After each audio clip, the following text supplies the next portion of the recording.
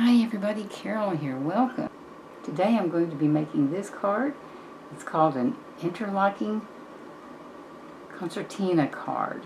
Or, I'm going to cover up my face here. I'm going to show you this card.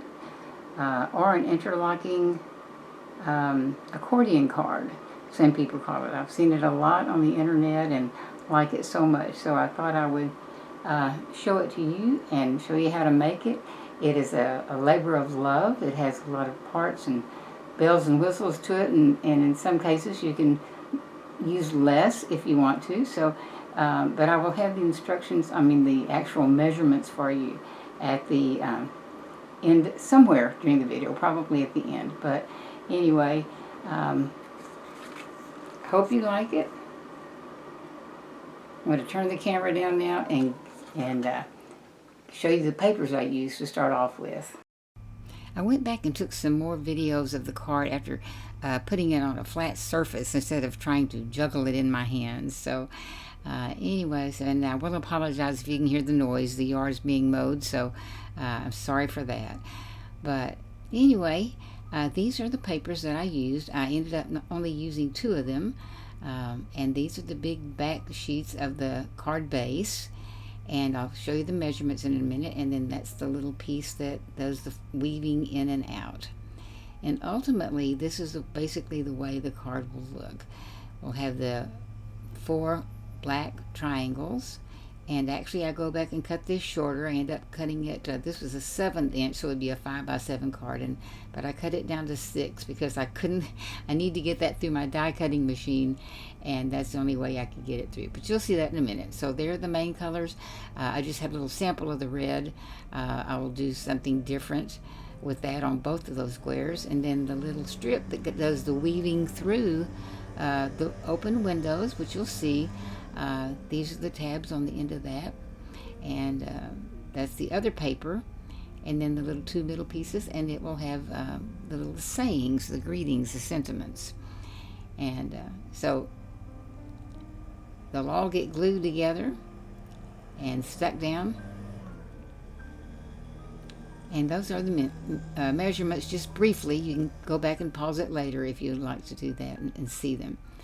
Now I'm flipping all of those pieces over and putting on Tombow Mono Multi Glue, which is repositionable if you let it dry. And I'm always needing to reposition things, so I'll set them aside and go back and do the scoring. On the 10-inch piece, I didn't say a while ago, but one is 10 and one is 10.5 because I need a 1/2-inch tab to glue them together. But since it's 10, I fold it, score it right down the middle at 5, with the exception of that little 1/2-inch tab there. And then the weave through piece is at 1/2 for the tab, then 2, and then I'm flipping it around and doing the same on that, and then I'll find the middle part of what's left of the card. And since that is 11 3/4 inches long, I know that 5.5 makes 11, so that leaves me with 3/4 left, which is the same thing as 6/8. So I'm going to go over 3 more 8. So you can watch me count 1, very slowly, 2, and 3, and score there. And I even turn it over on the back to score the back side, because I'm not sure which one I'm going to use to fold at that point, if it's going to need to be a valley or a mountain.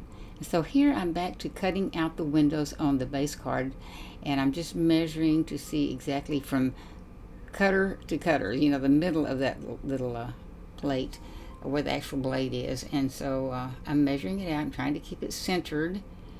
So I'm setting, I didn't even get a chance to show, I somehow lost that film of where I cut the red out to fit in that, and now I'm just lining up where I want to cut out the white. So the blade is still exposed onto the white. That just helps me to center it. And so I'll run it through the die cut machine. And I know a while ago I said triangle. I don't know why I said that, but anyway, I meant to say rectangle. So obviously these are rectangles, but anyway, so when you peel that off, there is the red frame. It doesn't look as if it fits exactly. I think I need some new dies, honestly.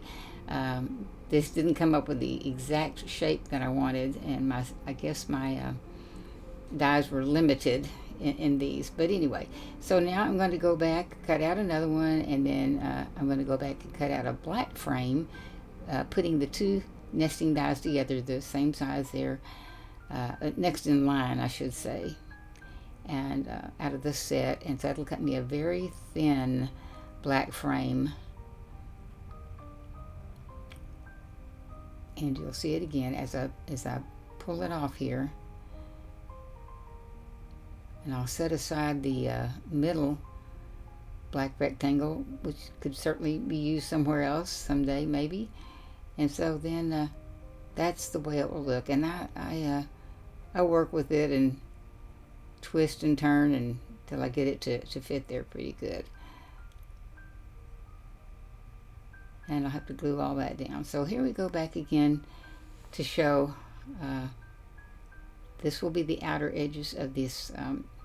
Actually, this is a double interlocking concertina card because you have the two parts. And so I'm going to put my printed paper on there and try to place it as evenly as I can.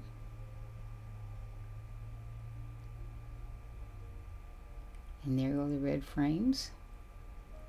And I will glue them down and then put the black frame in. It all ends up covering the edges pretty well. So, and then the tab, get glue on it, match those pieces up, and we'll have our long double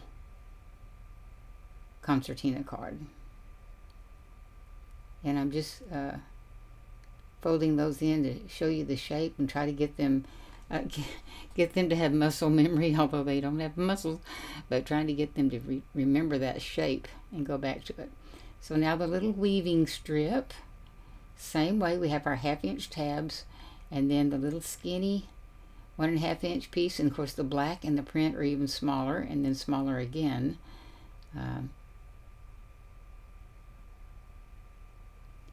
And then I'm going to do some sentiments on those two middle squares. Well, those almost are squares, not quite perfectly, but anyway.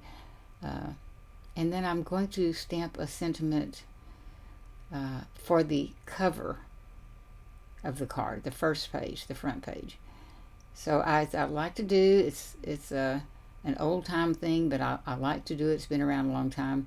But to take some neutral ink and go around the edges and just give a finished off edge, I think, especially on white, but well, on other colors too. So anyway, I'm cutting out some little flowers from the paper and some leaves, and while the glue is drying for those sentiment pieces. But now I've got them all glued down, and one flower stuck, and there'll be some more flowers coming up. But now this is, it appears to be kind of tricky, but it's not when you think about it. You fold back the two outermost pieces, which means the tab and that little 1.5 inch strip. You need to fold them both back and place the edge of the card right up against the edge of the print paper, and try to have it evenly spaced in the window. And certainly where it can get through. I'll put some white paper under there. Maybe that will help you to see it a little better. So I'm meshing down a little bit. Not there. But I'm going to pull this paper up, this strip up, and then slide my hands in very carefully to mash that tab, because it's the only thing that has glue on it, and just to mash it down just a little bit. Actually, I'm not gluing it at this point. I remember now, I'm sorry, but I'm going to draw a line. That's to show me placement. I'll come back and glue it there. But at that moment, I didn't. So I'm lining it. I'm going to line it up with this line. And you can move that over just a hair to cover that line up. Pencil mark if it shows. And then these little strips I'm covering up with that same paper, a portion of that paper, at least to get the same color, because that white tab, believe it or not, it does actually glare and show when you hold the card up. And so I'm putting that's just a little scrap, cutting off the end.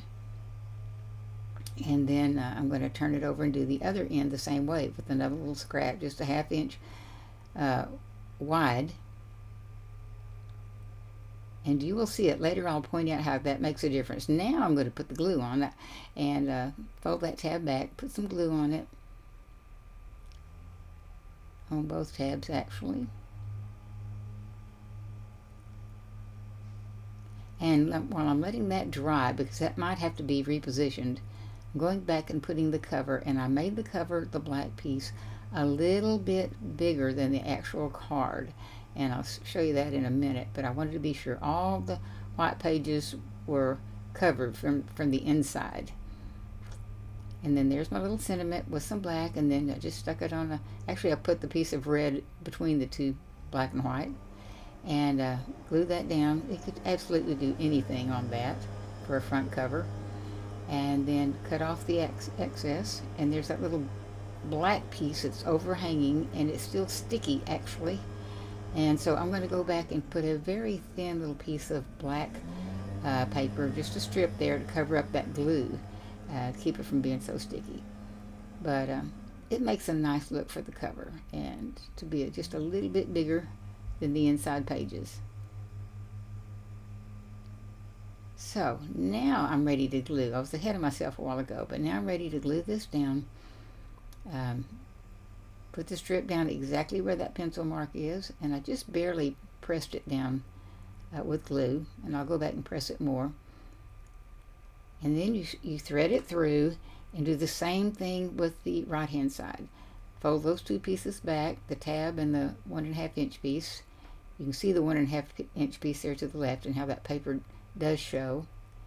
And I'm lining it up right there with the edge of the print paper. And I'm going to slide my hands under there, and I get it just where I want it.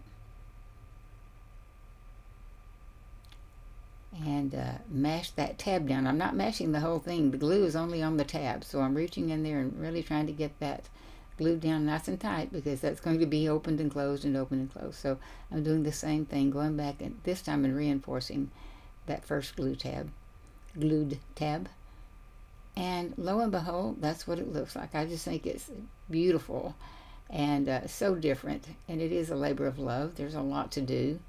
But, you know, sometimes I think I could make 3 cards in the amount of time I made this. But, oh, and I'm pointing out, those are those tabs. See the difference that it makes to have that black on there. Otherwise, those would be stark white pieces of paper just sticking there on that beautiful print paper. So it covers it up and just makes it incognito.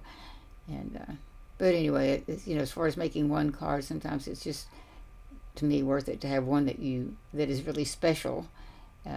If you have to watch your time and you can't do it all, so which is nice. But also I'm cutting out some more flowers and leaves, and I'm just showing you how I cut it from where it was on the print paper, and how I cut it out from there. And so I'm not putting a lot, because I just want to keep it simple and not overdone. There's just a lot to look at, and just to add a little bit of color and interest and dimension. So that's all, but I think it's plenty.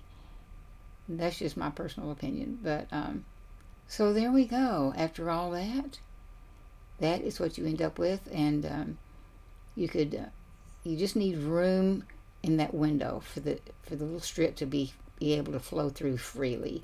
And that's why I had the size that I had that would allow that 4-inch strip to go through was really wide, the die. So I'm thinking I need some new dies.